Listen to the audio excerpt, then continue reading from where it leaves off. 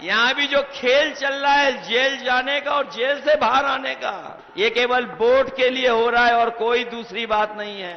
वो अखिलेश जी का अपना आउटलुक होगा, हो सकता है वो न्यायपालिका को अपने रिजिम में इस तरीके से करते रहे हों। भारतीय जनता पार्टी की स्थिति ठीक है जिले में दोनों सीटों पर, और मुझे विश्वास है कि जौनपुर और मछलीशहर भारतीय जनता पार्टी जीतेगी। कहीं इलाके में सर, क्योंकि कई जगह से ये भी खबरें आई कि समन नाराज है, कहीं छत्री नाराज है, तो कहीं कुछ ऐसी बात आपने देखी? देखिए, ऐसा नहीं था। कैंडिडेट को लेके कुछ कुछ जगहों पे बातें थी, लेकिन ओवरऑल बाद में चीज़ें सब मैनेज हुई हैं। सारे लोगों को वो हुआ कि नहीं, सब लोग देश को देखते हुए, मोदी जी को देखते हुए, योगी जी को देखते हुए वोट किया जाए।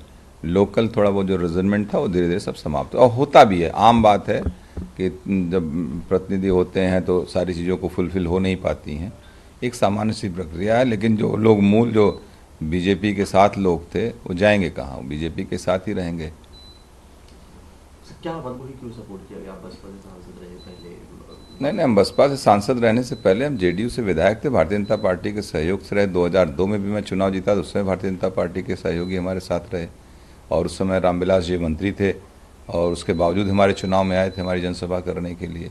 तो मेरा बीजेपी के साथ अलाइनमेंट हमेशा रहा है। मेरा एक लोकसभा का चुनाव छोड़ के मैं बीजेपी, जेडीयू या जो बीजेपी अलाइज पार्टियों के साथ ही मेरी राजनीति जिले की रही है, और जिले की राजनीति में हम लोगों की समाजवादी पार्टी के साथ राजनीतिक मतभेद हमेशा रहे हैं, तो वो भी एक नज़दीकी भारतीय जनता पार्टी के साथ रही है।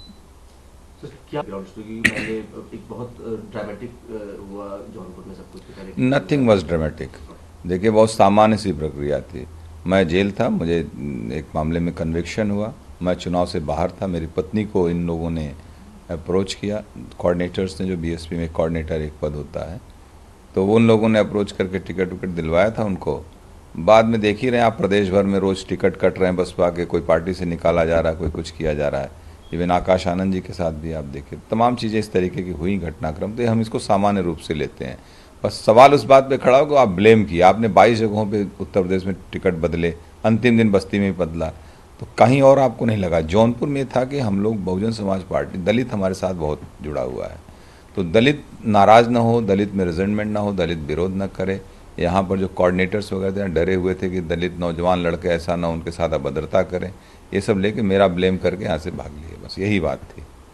इसमें हमें लगता भी नहीं कि ऊपर बहन मायावती जी को भी कोई बहुत उनको विश्वास में लिया गया, कोई जानकारी हो। तो टिकट कटने के पहले कहीं कोई आपसे बातचीत? हमसे कभी हमसे कोई बातचीत नहीं रही है। आप जाके पूछ सकते हैं, न बसपा के शीर्ष नेतृत्व से हमारी कोई वार्ता नहीं। मैं तो जेल में ही था, न टिकट मिलने से पहले न टिकट कटने के बाद। तो कई लोग कल मंच से भी अखिलेश यादव ने कहा कि जेल से बाहर आने, टिकट मिलने, टिकट कटने, इन सबके पीछे कहीं ना कहीं बीजेपी है, और ये सब कुछ जो है चुनाव को देखते हुए किया गया। वो अखिलेश जी का अपना आउटलुक होगा, हो सकता है वो न्यायपालिका को अपने रिजिम में इस तरीके से करते रहे हों, इसलिए दूसरी सरकारों के ऊपर आरोप लगा रहे। एक गलत बात है। न्यायपालिका इस संस्था पे, हमको न्यायपालिका से न्याय मिला है, उसमें किसी सरकार का कोई योगदान नहीं रहा है। सरकार ने अपना जितना विरोध करती, सरकार विरोध करती है। अखिलेश जी ने कहा कि जौनपुर बात करने पर